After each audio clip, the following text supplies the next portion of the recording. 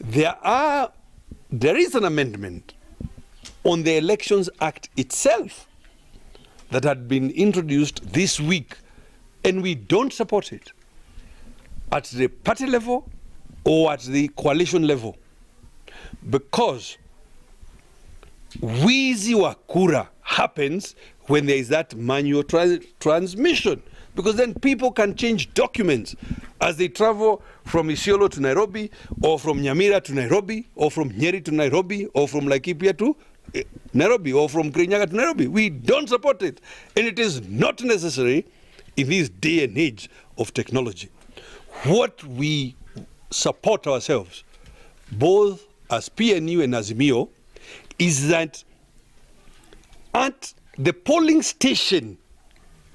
that result should be made public at that level, because they are the ones who are there and they are the ones who know how they have voted.